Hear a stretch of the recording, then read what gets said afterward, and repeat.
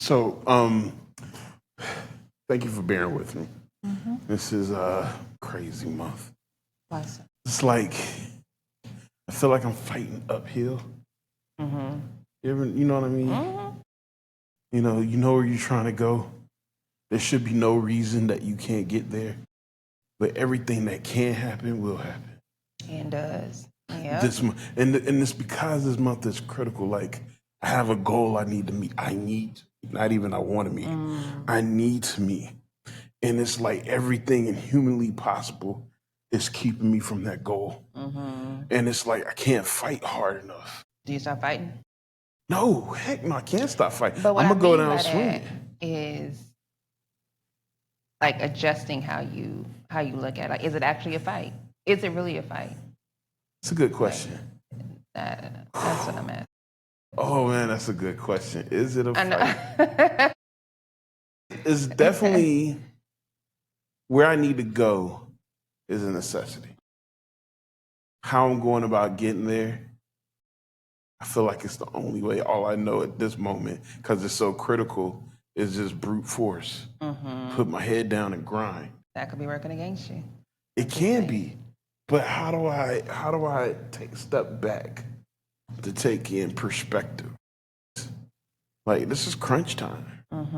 I got a lot to do, and everything needs to be done before the end of this month. And We it's got 2 already weeks, halfway. bruh. 2 weeks, and I had a plan, but Stuff everything just yeah. that you can think of that could go wrong in my plan went wrong. It's going wrong, and I'm just like, I'm just hoping like the doors open or something at some point, and just like maybe a force like God or something to say, I got Force you. like I was just testing. I was it. just trying to see. I I just wanted to just see you playing. sweat.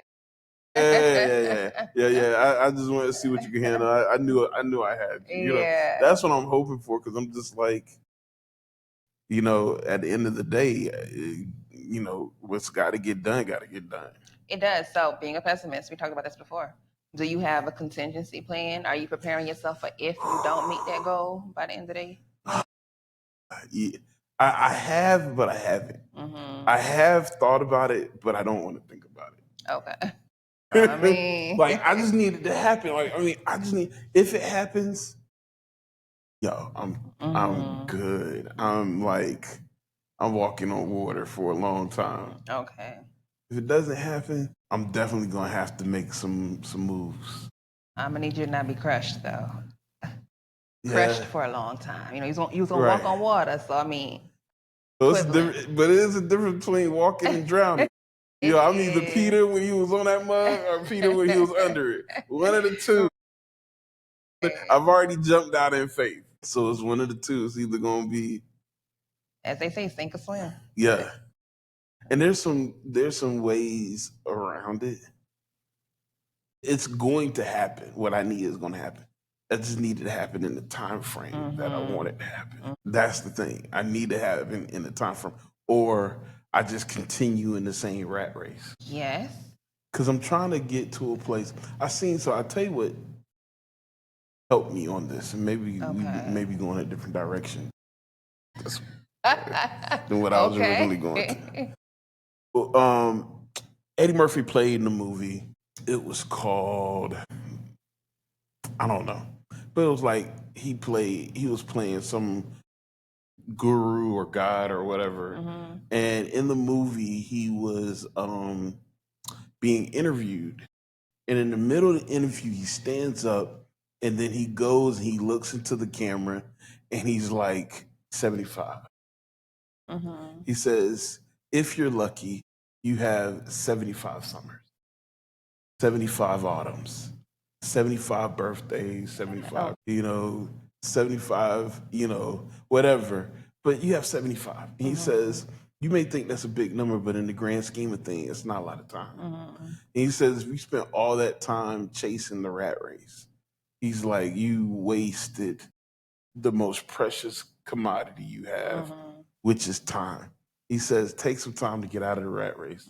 Take some time to really enjoy life and look for what's important, not just trying to get to what's important. Right.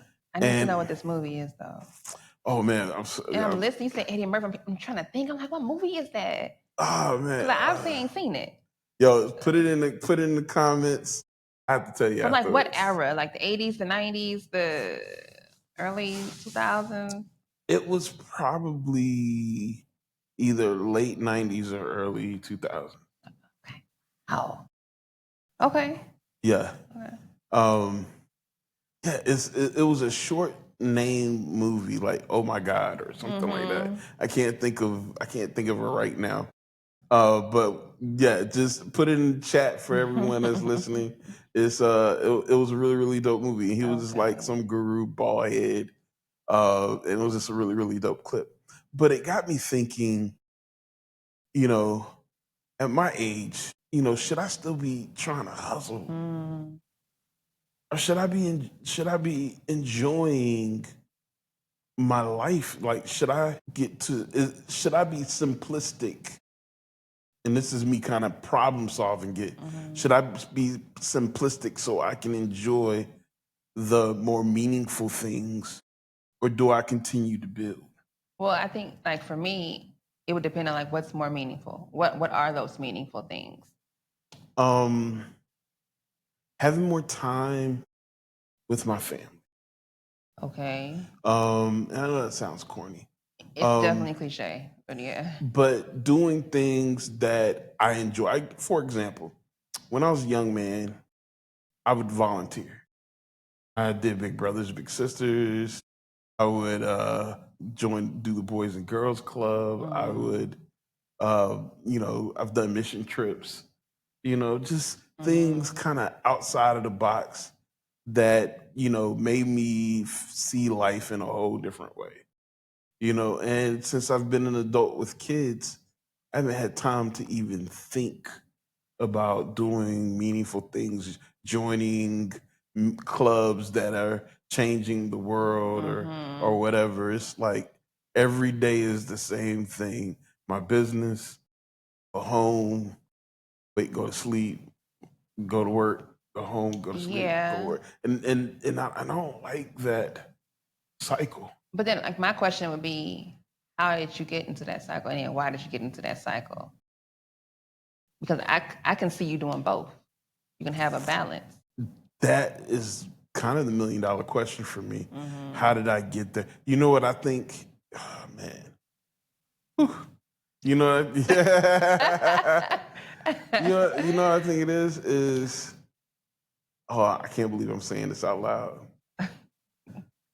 I should have stayed private individually. I think me building my practice was a task I wasn't expecting. I didn't really know the gravity.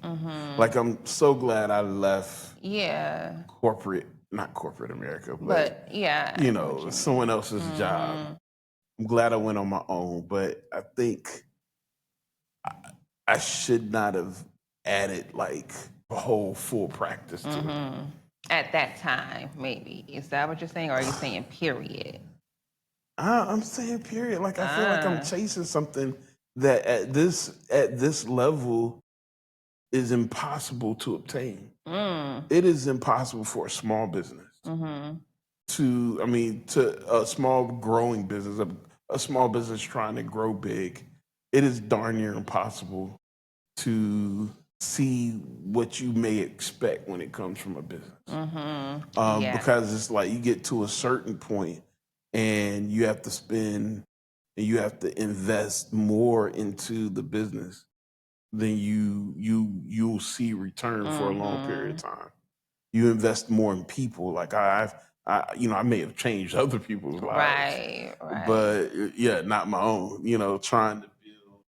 But I think if I would have stayed, if I'd have just focused just on me and what I could handle, I would have been capped. But I think it would have been more advantageous to my freedom.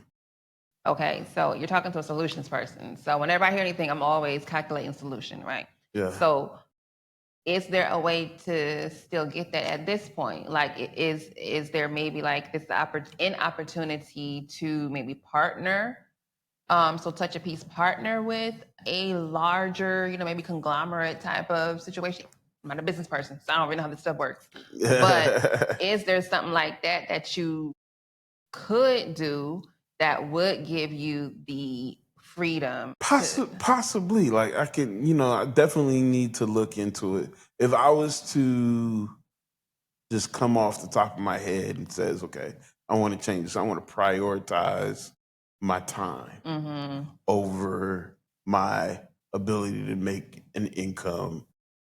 I would probably need to go a whole year focusing on downsizing. It'd probably take me a year to focus on downsizing. Okay. I would finish up because I have contracts with therapists that I'm getting licensed, and I'll just finish out their contracts. Maybe find like one person, don't take on any more interns or people who, whatever, that are trying to get licensed. Maybe find like one person just to help me thin out the caseload, and slowly start resolving those who are pretty much maintenance. Maybe transferring them over to more of a maintenance kind of status, and then just eventually get to it where it's just me. But you don't really want to do that. No, You don't. I want to see what I built. Yeah. I want to see it through. Like I'm not. It's been beneficial. It's done some good work, but I didn't realize like to go where I'm trying to go. It requires a lot of my time and attention, and I'm at a stage. If I was in my 20s, Bruh. oh, No kids. no kids. We would do some things, but man, my kid, I got my oldest is going into 11th grade. Oh, that's cute. Yeah, she's about to leave. She's about to go to college. Yeah. But yeah, you're right. Yeah, and and then the one behind her is a year behind her. And it's just, what am I trading? Yeah. What am I trading? That's the real. For the to be able to say, I ran or I built, right, a successful But business. I think everything in life comes with an exchange. Everything, no matter what they tell you, there is always an exchange. So you could be poor like me. And you got all the memories and the time and experiences with your kids. All of them. I was at every PTA meeting, everything. I'm poor. Or you could. But rich because of what you've poured into your kids. Look at who they are. I mean, I get that, but all I'm saying is that there's always an exchange. I would love to be way more, but you can't financially secure. You can't take money to the grave. I can't take memories either. Oh, but you can leave. But you can leave. You can leave a legacy. You're right. You can leave, and nobody remembering you for how much money well, maybe, but most people who care about you are going to remember you for who you are. Correct, but even on the money tip, though, right? It's not so much about people remembering you for your money, but that's even leaving a legacy for your kids. So you did all of this so that they wouldn't have to. That's passing something down to them. That'll help them for generations. I think I've broke. Like, I think my kids are going to be okay. When I was growing up, my future was not secure. I came from, my mom, she did her best, but as a single parent most of my life, she struggled. Right. And, it was a struggle. Like, I couldn't see, I didn't live in a household with doctors and, highly educated people, or, my kids don't know what it means to move. One time they did move, it was because we moved from a small house to a bigger house. You know what I mean? It's like they don't. My youngest doesn't know anything different than the house she's lived in. And so that kind of stability, my kids know. They just expect. They expect that education is important. Mm-hmm. They expect that you don't always go for quantity, you go for quality. They expect that there's someone that is around to support them and thinking about their future, Mm-hmm. or have time to just some of the things that my kids ask for throw me off because I would never Ever. think Yeah. to ask for that, Mm-hmm. because but they grow up in an environment where they know they have this resource and it's okay for them to ask, Mm-hmm. and it's just like little simple things like my daughter showing me her back to school clothes. Hey, here's what's in my cart when y'all ready. Oh, must be nice. Okay. But at the same time, like, she knows we're gonna take care of her. Mm-hmm. When I kept my mouth shut and just like hope that one day, or try to find a job. Word. Yeah. When I got old enough and I cared, I would Mm-hmm. work and then get it myself, and then it'd be a cherry on top if my mom had enough money Correct. to give us a little bit more. But and sometimes that I feel like that's what made me. Mm-hmm. I don't want my kids to Mm-hmm. lose that either, but I am thankful that they don't have to decide or worry about those things. I'm with you. And I know this is not the journey that you're trying to go on for today, but I do have to kind of segue into it because my daughter and I talk about this all the time. So we all need struggle. We all need to struggle.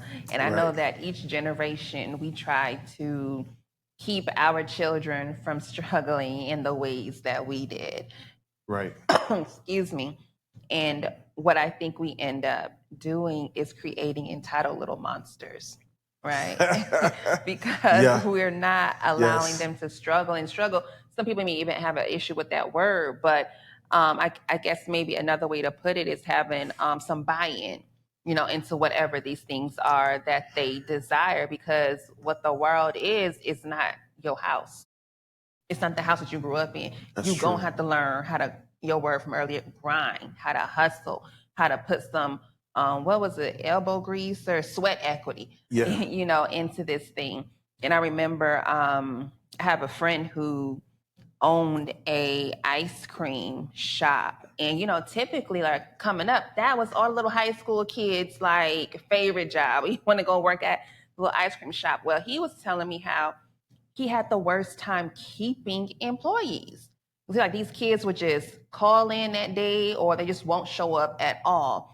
And he's like, it's like they don't want to work. And I said, well, they don't have to work anymore because we, the punk ass parents, we giving them everything. So like the reasons why we would work back in the day would be for Super Nintendos and J's, or, like you said, school clothes. And, when you 14, 15, you trying to buy, put some money aside for a new car. Well, we're giving these kids all of those Right. things. So they have no concept of that sort of responsibility to work in exchange for this thing that they want or maybe even need in some cases. But How do you incorporate the two?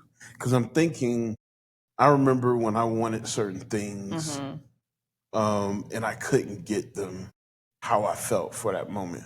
Or if I was asked to do things that I didn't want to do, if I could have gotten out of them, I would have. If I could have got yeah, out of them, I would have. If I could have gotten out of cutting the grass every Sunday, or if I could have right. got out of having to go under the car, with my stepdad and change the oil, or You if would have, uh, but in that moment, like, now I appreciate it. exactly. I think But that's in the that point. moment, I was just like, I wasn't excited to do it.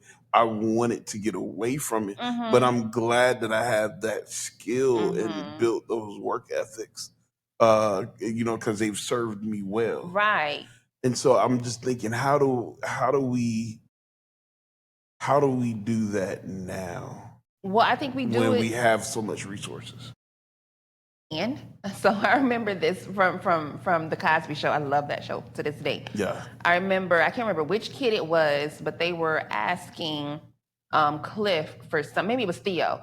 And he was just like, but Dad, we're rich. It was And a he car. was, it was a car. Yeah, Okay. I remember that episode. Okay. Dr.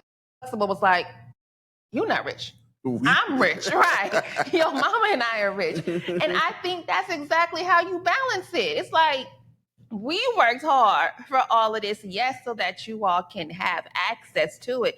But that doesn't mean that what I have is yours. That means there's still a journey for you to even get that access. And I think also what you just said a moment ago about at being an adult, you are thankful and grateful for those experiences from your childhood. I think you got to hold on to that too and allow that to help you balance what you do with your kids now, and understanding that they may not get it nor like it now, the same way you didn't. So that goes back to my original statement, to teach that in an era where, Black people are more affluent. I could understand there was a time where, we were definitely afraid to be dealt last. So we had to be the best. We had to work harder because we wanted to get noticed. I think that's changed some. And so in a world where we're more affluent and we have more opportunities, how,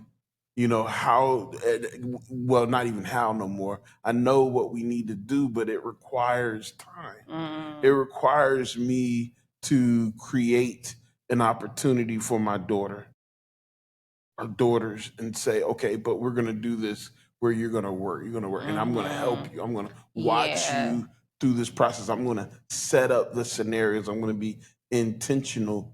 And it's hard for me to do. It's almost easier just to say, here you go. It is. Because I'm focused on still building. I'm focused on what I got to do next. I hate waking up Sunday morning thinking about Monday, and then having to come into work to prepare for Monday. Right.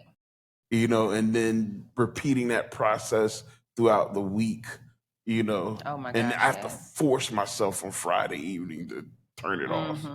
But there's a constant thought process of something that needs to be done. Yes. And and it overrides sometimes the need to engage these kids who are about to become adults who are not ready or equipped. Ooh. And it's my fault because it's not that I don't know how to equip them. It's just I don't have the time and taking the time. I haven't prioritized the time to equip them. Now, hey, for y'all put out there in the chat world, I'm a bum. I'm not a bum. Ain't nobody saying that. You are not. We know that. Let me clear that up. Like, my kids get a lot of me, more than most. Absolutely. But not as much as I would like, and the experience and exposures that I would like for them to get. But are you sure? Are you certain that you're not just being insatiable? Because I see opportunities that I can't take. Like, I see opportunities that I can't take. That word can't, I'm really struggling with that. Is it can't or that I just don't? That I find it difficult to take. Okay, so don't. Yeah. Okay. Okay, yeah, you can say don't. You're right, it's don't. Because you invest in what you want. You invest in what you spend time in what you want. Even like with myself, I get so caught up with my day and everything I got going on that when I do have a moment to take care of me, I make an excuse not to. Oh my gosh, we do that. Yes. I make an excuse not to, and I'm looking at it, and I'm just like, John, if you don't take care of yourself, right, one day you're not even gonna be able to enjoy nothing. You're gonna get to the end, and the only thing you're gonna be able to say is goodbye. Yeah. And I know a lot of us, myself specifically, like before I started working out regularly, I used to always say, oh, I ain't got time to do that. I ain't got time. How do y'all do that? Where do y'all fit it in y'all's day? And then I had to realize, Jesika, you got so much time. Like, it means waking up earlier to go to the gym. Yep. And it's like that word you just said, prioritize. I had to start prioritizing it and making time for it instead of making time for the convenience. How did you It's literally a mind shift. I had to say, Jesika, I'm a person, stop talking about it, be about it. That's just me. What the old folks say, piss to get off the pot? That's me. So I was like, I saw how big I was getting. I was like, oh, don't like that. So you can't have all the struggles. You can't not like how big you get and then say I don't have time to go to the gym. Right. Like pick a struggle. And right. So I chose pick a struggle. Yeah. I live by that. And so I chose, okay, I'm gonna make time. It's going to be inconvenient, sure, but this is what I choose. I do not choose the weight that I am gaining, the size that I had gotten to. And it eventually became a lifestyle. And eventually it's probably like a year. Like real talk, where my body just really got accustomed to getting up at 4:00, in the morning. Yeah. You miss it. Correct. Yeah. Correct. But I had to pick a struggle. And man, you know what? You're right. And it's those little times. We got to be careful of energy and time suckers. Mm-hmm. Energy and time suckers. Because I was telling you in the beginning, or I asked a question, I was like, have you ever felt like you're fighting uphill? Mm-hmm. And everything's against you when you're trying to get out the rat race. So like I'm in the midst of trying to get out this rat race. And it's like everything that you can think that normally wouldn't happen has happened. Mm-hmm. And you asked me something like, do I give up? And I'm realizing now that this is temporary. Right. This is temporary. If you stay the course, if you resist giving in, then you're going to get beyond this fight. And it's going to become natural, normal to... Correct. Not necessarily just focus on work all the time, but take time to really enjoy the people around you. Now, here's my problem, though. And I can almost imagine what you're about to say. But let me preference this before I say it. Okay. The people in my life are important too. Absolutely, yeah. But they don't always enjoy or want to be in the space that I'm trying to go. Mm-hmm. Like right now, I'm trying to change my momentum, but my girls are used to not having me in their face, or, my wife likes her little personal time, yeah. I don't want to become this clingy dude, that's like, okay, everybody, let's stick together. We're going, like I want to be able to have my team on board with me. Like, how do you do it? How do you... Now that most people, because see, I can hear some people on here like, okay, yeah, I want to do this. Mm-hmm. But then find themselves not having their support group with them at the time that they're trying to do it. I don't know if your support group, and this may sound silly, is your family. I don't know if that's them. So most of the things I do is for my family. Correct. So okay, here's a great example. And I don't want this to go into another topic because it can when I say it. But like, so if I'm out here busting my butt to provide an income for my home, and I am, and I'm giving you a decent life. I'm trying to be the man I'm supposed to be. But I come home and I see a sour look on your face over petty stuff. Over like in the bigger scheme of things, I'm doing my job. I'm hitting it 90% of the time. Like 90% of the time, and you go find the 10%. Right.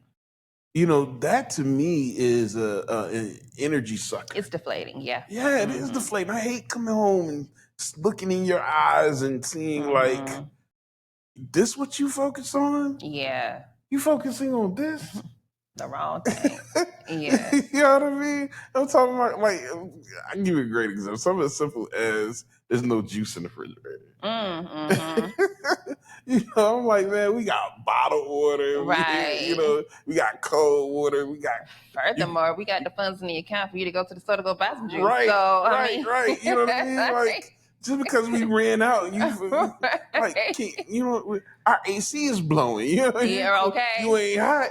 Word. You know what I mean? Word. Like, let's go outside and complain about not having no juice, or something like that. Like, sometimes that stuff annoys me. Yeah. It annoys me because I feel like, what's that word you said? Insatiable. Insatiable. Does that mean like you can never be satisfied? Yeah. Yeah. Never be satisfied. Sometimes I have to stop everyone. I'm like, yo, you guys are focused on the wrong thing. Right.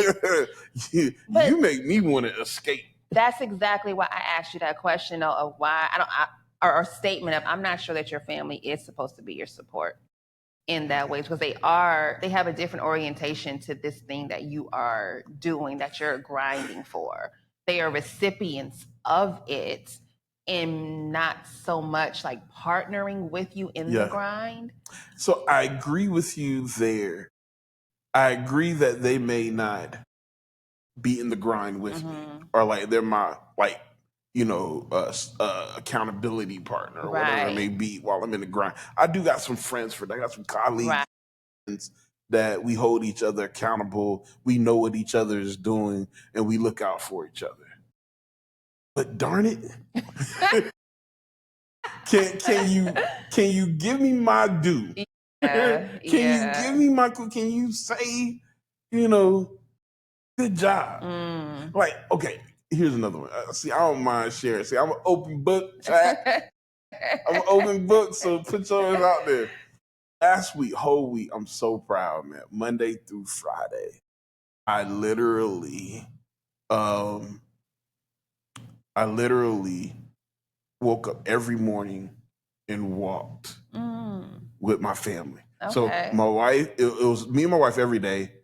But then my daughters, at least one of them would join. Okay. Not every day though. One of them joined, but me and my wife, and I loved it. I love getting out there in the morning, and I told my, oh man, this is so great. Appreciate you getting up. This is motivating me, right? You met my wife. So my wife she's not challenged with weight like me. Oh, it must be nice. She ain't so envious. She just wake up like that. Yeah. You know what I mean? So and she's tall. She got long legs. So for every one of my laps, it's two of hers. Word.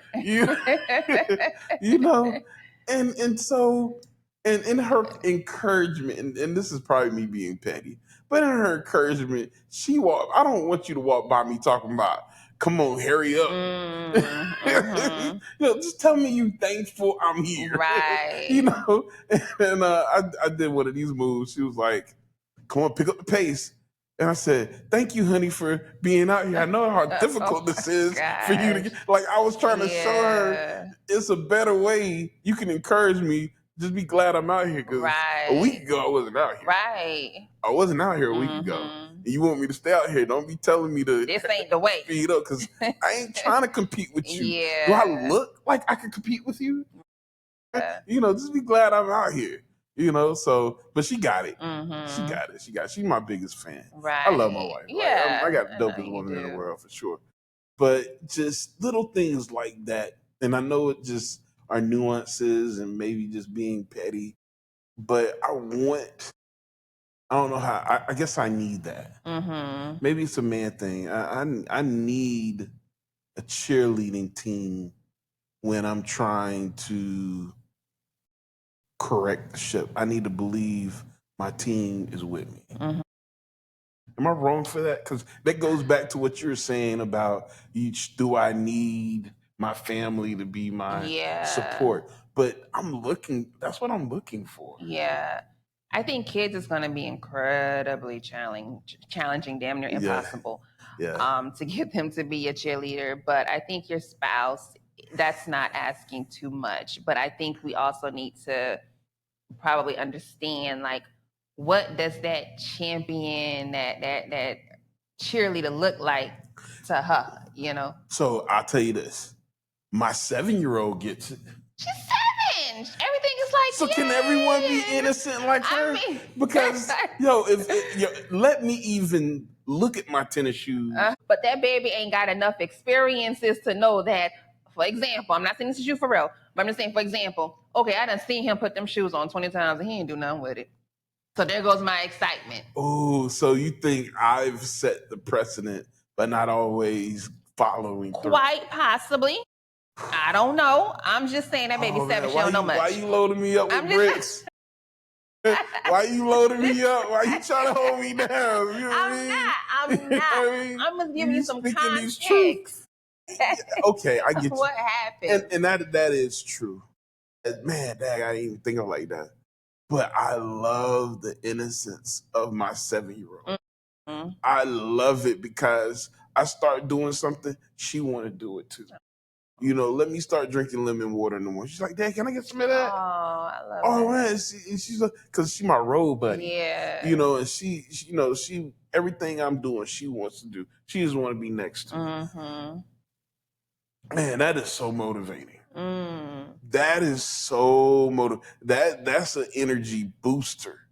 Is just having someone that, when you there, they want to. There's that unconditional positive regard. Mm-hmm. They want to be around you. Mm-hmm.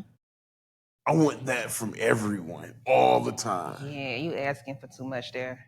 Am I? Yeah, from everyone all the time. Why is that too much to ask? Why can't everyone get excited when I come home and willing to drop whatever they doing to spend time with me? Mm-hmm. Now I don't think that's asking too much at all. Yeah. Am I being selfish? No, not there. Mm-mm. Well, I don't think you're being selfish at all with either of your requests. I just I believe that when it comes to the people championing, whatever, being your cheerleader. Yes. Certain people in your life, it may be expecting too much based on, like I just said, a particular history. If that's the case. And I can admit, I'm strong enough to admit that there were probably times, oh man, I got to admit this.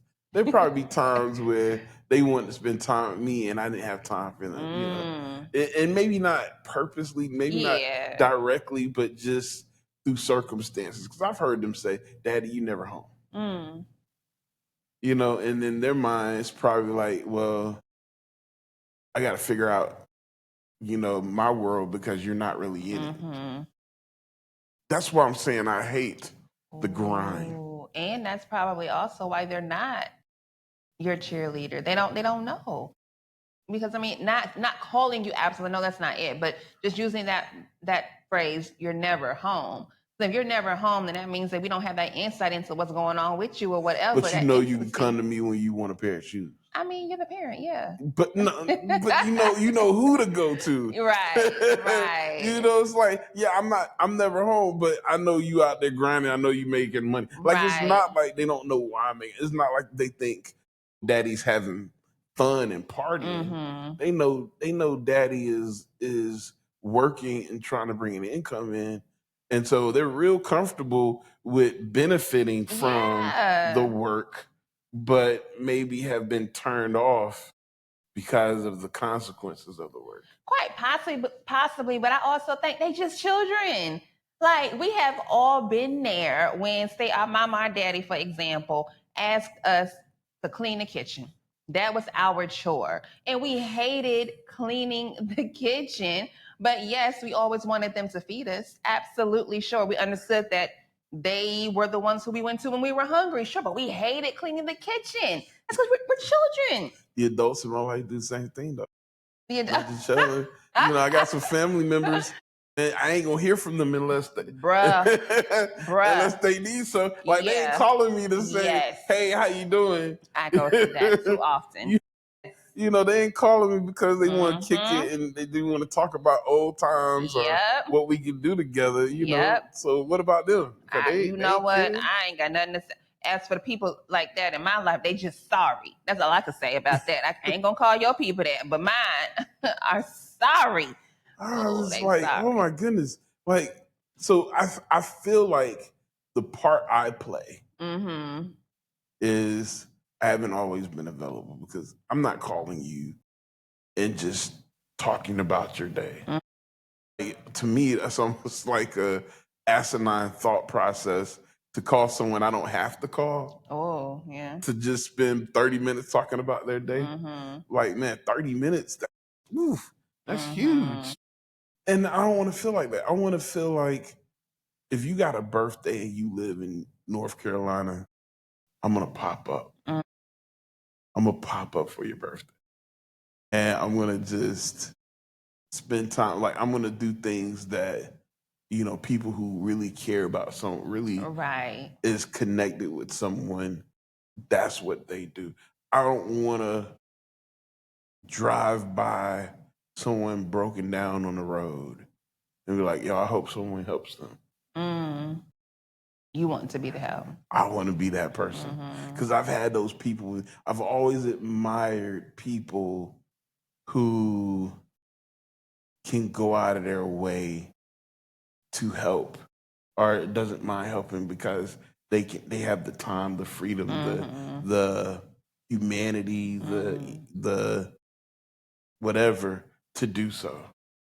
I want to be that person who sees the world, sees the people around them, and have the energy, time, and desire to be a part. I want to know what it feels like to just go to the parks, and watch bird. Like, who has time to go watch bird watch? Right. Who has time to? Well, connect that for me. Connect what you're just saying to what we were talking about. It's just, I think overall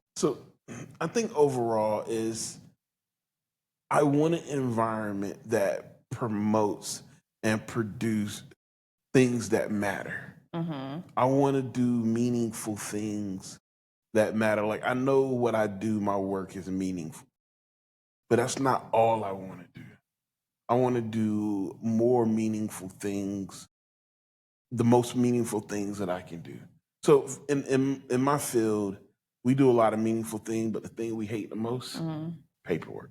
Oh yeah, documentation. I heard that from every therapist. It's a necessity. It's a necessary evil. Documentation. I've worked for some companies where 90% of the therapy is documentation and 10% is actual treatment. Because that's how bad the documentation is. And so I don't want to be 90% documentation, 10% treatment. I want to be 90% treatment, 10% documentation. Like, I know there's things in life that you got to do, but I don't want that to be the majority of what I do. So then how do you shift it? How can you? That's what I'm talking to you. Yeah, I ain't in the field. I know. It's just like, I feel like if we continue the dialogue, something will come up. Like, if you're in the chat, please help us talk about what you've done. We'll come back and do a part 2. I promise. Tell us what you have done to be more available, meaningful, more freedom, more meaning than the work to be able to do that. I don't want to work 60 years of my life so I only can enjoy 15 of it. And them 15 you broke down anyway. So right.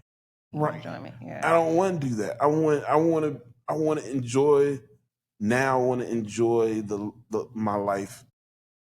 And I don't care about work, but I don't want work to be the major capacity of my life. But like, is there a way where you can keep this same bandwidth with what you're trying to build with your practice, but then you just still make time for I've seen people do it. Like, I've had some colleagues where, they're on an island in Belize and they're counseling someone, in their state of residence, or they're all over the world. I tell you one, my brother is a good example. I don't know if I have a stepbrother. Oh, okay. From my biological father's side. He has a great job, big, huge manufacturing job in Michigan, right? But he lives he's converted a truck into his house. but he's been to almost every country except for about 6 or 7. Wow, must be nice. Every quarter he goes to another country because that's what he wants to invest in. He builds up as much leaves as he can, and then he goes to a country and teaches, and then comes back, go to work for another quarter, and then go to another country. But that's what he wants to do. Right. You know, that to me is just like a freedom most of us never really get to enjoy. We don't, but he was also intentional about his plan, about working that plan. So I think we kind of come full circle with prioritizing. So if that freedom and stuff is a priority for you, you got to figure out how to prioritize it. So I've had a negative thought, man. I'm about to go dark. I love dark. Let's go. Oh man, this is gonna go dark, babe. If you listening, turn it off. Go somewhere. Yeah. These are the recesses of my mind. Right. Yeah. I wonder if I would have that freedom if I never had a family. I don't think that's dark. I think that's the reality. Yes, is that answer, okay? But I love my family. Exactly. Though. We know this. You don't have to keep qualifying it. We know that. So blessed to have. And they are your motivation, obviously, for why you grind so hard. But the truth of the matter is, you would not have to grind so hard if you didn't. So I'm wondering. I'm wondering about the benefit. Okay. I'm wondering about the benefit. And I know I'm not the only one. I hope I'm not the only one. Don't make me out to be a monster out there. But I'm wondering about, and I'm not ungrateful, but I'm wondering about the benefit of, like, is it worth it? Because I can fail at this. I mean, I can fail. My kids could, not want to have anything to do with me when they get older, right. Or turn out to just be complete failures, or just, I don't know, or me not do my job, or whatever it may be. Like, I may not make the people I want to see happy. And that is a heavy weight on me that sometimes I feel would be relieved if I just wasn't in the picture. Like if I wasn't worried about their feelings or what was going on with them. Right. I think that you got to just kind of reframe that, because I have to. Like, I don't let that thought out too much. Right. I don't let that thought out too and I don't blame you. It can take you, spiral. You can do that. But I think you got to realize that, or maybe you got to hold on to, as long as I am doing what I know I need to do as a man, as a husband, as the father, the best that I can do for these kids, I cannot control the future. But as long as I'm doing everything that I can do for them, I just got to be okay with that, with whatever that outcome is for them. That's easier said than done, because ain't nobody talking about easy. It just is what it is. I want to be happy. I want. You can't guarantee that. Part of my happiness is, or part of me feeling like I'm doing my job, is to see the ones that are closest to me feel secure. But as a man, it's innate inside of me. If I don't feel that you feel secure and happy, then I take it on personally. And I understand that, but then it's hard to turn that off. When you think about your girls as adults, and what you were just saying, like, they could become total failures, which I'm sure they will not be. So you're going to still take that on? No, so here's the caveat with that. I feel once they are out of the house. Okay. Like, if I can get them to graduation, like, yo, I gave you everything you possibly can have. Yeah. Need to do, and I'm almost there. Like, I'm at the premise. I'm at the edge. You ain't getting pregnant. Like, I'm watching like a hawk. Like, my daughter's dating. I'm watching her. Like, I'm talking to him. I'm like, look, this is my daughter. I'm trying to get her past the hump. Right. Please don't do nothing stupid, because I don't need none of that. So yeah, I feel like, that's going to be a relief. Like, hey, they're gonna always be in my pockets. I can imagine that, but I'll have more. It'd be less because their happiness is on them. It's not me trying to secure them. They got to figure it out, But I still have people that I'm still looking at, and if you're under my umbrella, I need you to. I want to feel you feel secure. I want to feel you feel happy. So how do you feel that? It's not something you can fake. Well, if I wish they could fake it. To be honest with you, said, I'll take a fake. I'll take a fake. I'll take a fake. But that's me walking into my home and looking into your eyes, and you feeling like I am the king of your world. Like I am. Man, this may be narcissistic. But yeah, like I'm your world. Yeah. I want to feel like I feel when I look at my 7-year-old and she's so. Sometimes I could come home and not say anything. Like I may be downstairs and she's surprised. She just come downstairs because she was in her world, and then she sees me and she was like, "What? Daddy's home? Why didn't you tell me?" And then she runs and she jumps on my back and she gives me like the biggest hug. Like she is so excited to see me. I want that in my home from everyone. From everyone. If you're in my home from everyone, get out. How do I get I'm serious. Like, I know I'm not the only man out there. I'm sure you raise your hand if you feel me. Sure if you not excited to see me, I know I ain't perfect. I know I ain't whatever. You know what I mean? But I know what I bring to the table. Right. And if you with me, you with me. I don't need nobody against me. You against me, get out. Yeah. So I will say, kind of like a little story time with me, right? All right. So I completely understand where you're coming from now as an adult. As a child, I did not. And so I was raised by my grandparents, my grandmother specifically. And I remember her having the same complaint, with me at 12, 14, 15, and I'm like, what are you talking about? In my head, I would never say that, but I'm like, bro, you're bugging. It just did not make sense to me. But it was not until being an adult, and then especially having a child myself and, running a household myself, that I was able to consider all of the sacrifices, all of the long hours, all of the prioritizing others, before self.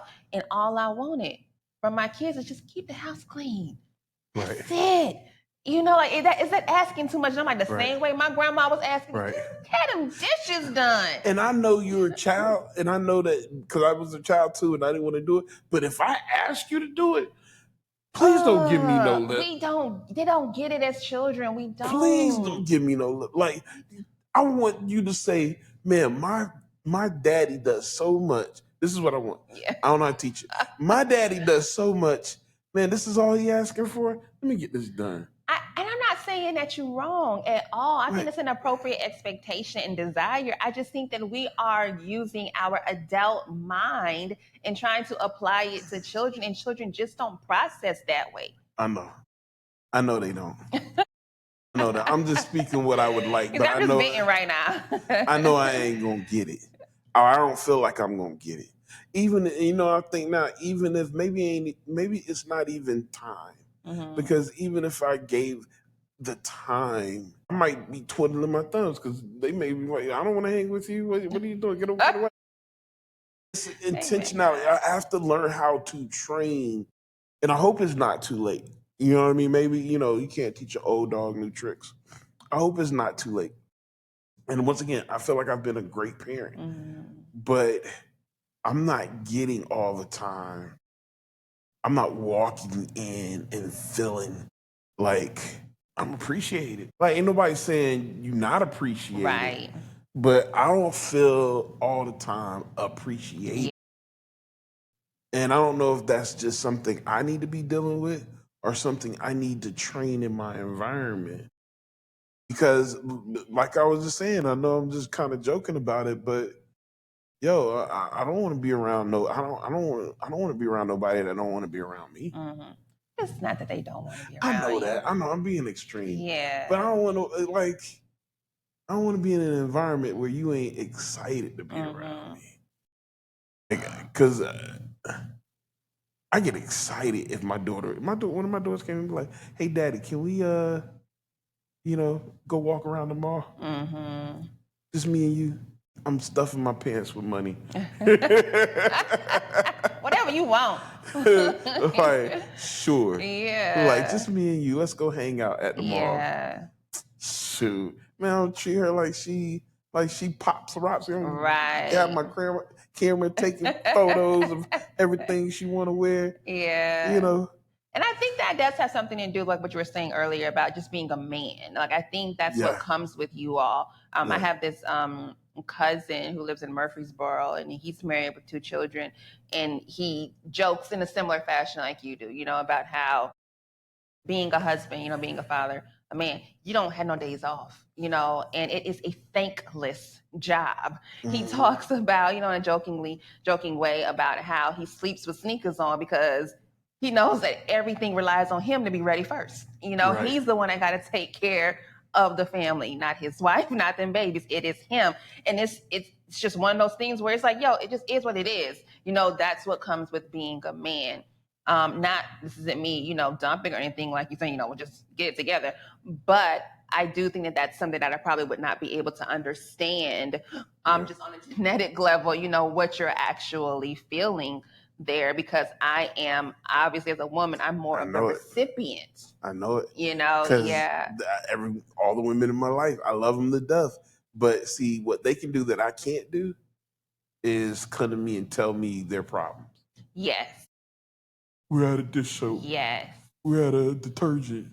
We need to go grocery shopping. I can't do that. Right. Let me do it. They're going to be like, what you going to do about it? Them is like, what am I going to do about it? Like, come up with a solution. Yeah. You know what I mean? And I don't know I don't even believe that's just what I feel. I think that's just what's expected. And it's a difference. Like, it is. Who do I turn to? Yeah. You know what I mean? Y'all don't. So, and not to get attention, because I feel like I love, once again, love my family. They are dope. I'm grateful. I got to keep saying that. Yeah. But I believe this can change. I believe this can change. As men, I know as men, we need this. And I know because I've counseled hundreds of married men and families, and this problem persists. It persists. Every man I know, this is all they really want. This is all they really want. They'll lasso the moon if they could just feel like they're the king in their house. And they don't get it. And I know there's got to be a way to get it. There's got to be a way to inspire the environment where you're getting it on a regular basis. Because I've seen men leave, not because anything's wrong, because they're not getting this. Right, they're not being fed. You want me to go to war, but you don't want to give me a pep talk before I go. But my pep talk may be a little different from what you need. I'm still giving you a pep talk. What's your pep talk? My pep talk will be like, hey, bruh, you got to go out there and get it. So get it. Like that. Okay, it's not going to be the warm and fuzzy. So when I go out and get it and I come back, what's your pep talk then? I'm like, okay, good job. You did that. Do you do that? Yeah. You like, man, I'm proud of you. When you do a good job. Okay, how often? Because I feel like I do a good job all the time. How often do we do a good job? That's okay. So in my particular situation, it's very rare. It is very rare. But see, and I bet you there's a lot of women that say that. Right. It's very rare that they do a good job. In those rare times, I acknowledge it every single time, though, because that is my way of trying to communicate to him that I do see you. You know what my rare times encouragement sounds like? What is that? About time. You ain't even mad at me. About time. I ain't mad. I'm with you, me. It is about time. How long we gotta wait? I know, but anyhow. So today, because she makes breakfast. I love it. She makes breakfast on Sundays. Um, I typically like start getting ready for my day, but I had a little time. So we started early. So I started putting the dishes away with her, Mm-hmm. cleaning the kitchen down with her. When she didn't even ask, I'm putting the stuff away. And I'm not expecting her to say anything, but I'm expecting her to at least acknowledge that Right. this is rare. You know what I Right. mean? And I look at her eyes, and all I sense is like about time. But that also could probably be, this is what I would be thinking. Like, I don't sing your praises for what you're supposed to be doing. But if you want me to keep doing it, it is But you're advantageous. supposed to do I it. get it. But if you want me to repeat it, make me feel like when I did it, you're more likely to repeat a behavior when you feel a positive outcome than when you don't. Matter of fact, you're more likely to repeat a negative behavior that you want, a behavior you want, even if it's negative, because it's been acknowledged negatively Mm-hmm. quicker than one that isn't acknowledged at all. Mm-hmm. Like, at least give me some biofeedback. Give me some biofeedback. If you Yeah. didn't like it, that's okay. I can understand that. I'll try again. But don't make it seem like But when it don't does it exist. really ever come to, I do this just because I'm supposed to do it, and I continue to do it because I'm supposed to do it? Excuse me. That's who I am, and that's what I was kind of once getting to with my cousin in Murfreesboro. How he feels like I'm just supposed to do it, so it just is what it is. I can feel whatever. This is what I got to do. I have a weird anomaly then. Okay. Man, I know I probably sound really terrible. No, you don't. You don't. You don't at all. I've been taking a bad. I would have told you. I'm being the devil's advocate. This is not all me, but sometimes it's like I'm like, when I was single, I ain't have a problem doing dishes. I ain't have my house was cleaner than most. Yeah. My clothes, I would put hangers. They all go one way. Mm-hmm. Shirt. And matter of fact, I bought those special hangers. Oh, you bougie. yeah. Wire hangers. What is that? Plastic breakable hangers. Right. Wood hangers. Oh, Wood hangers with the rubber stops on the top. Your clothes not falling off. Yeah, Okay. You know what I mean? Like, I had shirt hangers. That was shirt hangers, and I had pants. We didn't put shirts and pants together. Right. I took time to do those things. I always kept my dinner table set. Mm-hmm. With china on the table. I'm talking about as a man, as a single man in my own home. That's how I did. But now I gotta ask you to do it. I don't do that now. The reason I don't do it now. I don't know. This may be it. You ever heard of Too Many Chiefs in the Kitchen? Yeah. It's almost like if I did it my way, you ain't gonna like me. If I did it my way, because I like things to stay put. Mm-hmm. If I clean, I don't want to see it messed up in the next 30 minutes. And then I got to do it all. Like, I'm not going to keep draining my energy. One time, we take out of the place. Matter of fact, when I used to cook, I'd be cleaning while I cook. Yeah, I do that. By the time I'm ready to wash the dishes from cooking, is one pot left in my plate. One pot left in my plate, because everything else has been washed during the process. Right. Those I didn't have those, and I can't say those things to my partner, because then she's gonna feel like, oh, what are you saying? You were better by yourself? Yeah, not at all. That is not at all the message. Yeah. And I'm not trying to make that the message. I'm just trying to figure out, like, what do I need to do? Yeah, what happened to me? Mm-hmm. What happened to me that when I was single, or when I have these responsibilities, I was more amped to do the things that I don't do now when I have all these responsibilities. And is it because I'm working harder for them? Because I don't think I was working that hard by a single person. I didn't need to work that hard. I was good with making, minimum. Now I'm feeling like I got to make more. I got to do more. I got to work harder to provide for everybody, to get everybody to be comfortable. Yeah, everything is more. There's more dishes now to clean.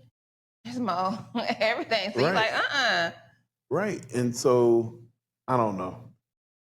But there was a such the energy. shift Yeah, there was somewhere. a shift somewhere. Yeah. And it happens to a lot of men. I talk to a lot of men all the time, and they check out.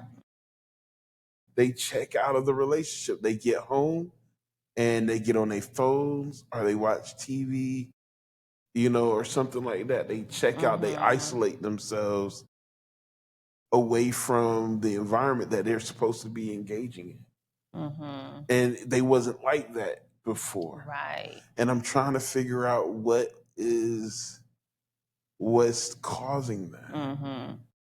That would definitely be a great question for like the men. Right. The men chime in on like if any of the men could like pinpoint like when that happened to them. Yeah. And just put it in the chat, as you say, like kind of generate some ideas, and you can maybe reflect on it too. Or was it like that for me, or I don't think it was like that when it was just me and my wife. Them babies, them little crumb snatchers. I know. Yeah, them kids, they change man. Everything. Ooh, they are energy suckers. Boy, kids. I know. I love kids, man, but dang, love them to pieces. Crumb snatchers, they are. Yes, they get in the way a lot. They get in the way a lot. Yeah. That's why I know someone was like, yeah, 18, yo, you got to get out. They put a clock on that, yes. It was like, you heard an adult, you got to get out. It used to be younger. Did it? Oh, man. The baby's still in school. 13, Stop playing. Man, back in the Industrial Revolution, shoot. Kids, they had to make child labor laws to keep kids from becoming adults by 14. 13, 14, they were in the factories. Man. They were in the mines. 13, 14-year-old. They were all out adults, 13, 14 years old. So they changed that. Someone was like, yo, they not mentally ready. But someone put a clock on them like 18, 19, 20, 21. They should be done. But that's so crazy to me. Like, and that could probably be like a whole different discussion. But your brain ain't even fully developed, and yet we saying you get out, you on your own. Like, there got to be something a little wrong with that. Well, you'll step up to the plate. There's so many examples of young people who are put in adult positions and they step up to the plate. Yeah, I was one of them. Fight or flight. Pretty much. They'll get in there and they'll figure out what they need to do. It's not rocket science. It's not. Just certain situations will make you think about it. So I don't know if necessarily it's a bad thing or it's the wrong timing. I think we get majority of our life. The majority of our life we're working. We're adults. We lived 18 years as kids. Right, that's it. And you're blinking it's done. 60 years. Oh my God, the rest of your life 60 in the to 80 years of adulthood as adults. Yes. So, we got to understand that let kids be kids as long as they can be kids. All right, so let's wrap this up again. We went dark. It was not. We went dark. That's about as dark as I'm going to go. It was real. But let's end on what can we do about shaping an environment that feels freeing, not like a rat race, but like a place to rejuvenate, to connect, to feel supported. What can we do in order to do that? And I'll start it off. For me, is developing routines that causes you to connect. For me, best times I connect is when doing worship, when exercising as a family, playing games as a family, or dreaming of our future, of things that we want to do. Those moments turn off the tension of trying to get it done, and it turns on the idea of why we're doing this. Okay. And I love those moments. The other thing I would give, and this is to the support family of men, If you have a man in your life and you're their uplink, you're their support, children, wives, family members who may be living with you or whatever, if you're being supported by a man, I don't care if he's not perfect. Uplift him from time to time. Give him that a boys. Force yourself. Make yourself give him that a boys. Let him know. Let him feel every once in a while that he is your world and that you are excited, like a child is excited to see their dad. You're excited to see them. Do that. I'm telling you, it goes a long way with the pressures we have on us. I do want us to break down in a different video why that's so important. So thank you for that. We could do that. I would probably add to what you just said. I would say start to prioritize self. And what I mean by that is, I believe, at least, when we as the heads of the household and the parents, when we start to prioritize the things that we actually enjoy, the things that mean something to us outside of our families, I believe that our families take notice of you showing an interest in you. And now they're curious. Yes. And so that it does kind of work to bring them in to your world too, because of that curiosity. So I think that could be a way to do it. And probably another would be to share. So I talk a lot with my daughter. Of course, she's an adult now, but I talk a lot with her about thoughts and plans and goals and, dating, all of the things. But that creates that intimacy and that interest. I talk to her about challenges to the point where she'll call me up and be like, so how you doing with this? Or what happened with that? And I love that. Yeah. But I had to take that step back to be like, let me bring her in. Because it feels like she's in tune. Correct. She's thinking about you. Correct. And it feels good to have someone do that. It does. So, I'm with you, man. I need that on a regular basis. Yeah. That movie was called Holy Man. I've never heard of that. Holy Man with Eddie Murphy. Eddie Murphy. I think I'm about 90% sure. Okay. I'm going to look it up. Yeah, but there's that part you just put in 70, 75 years.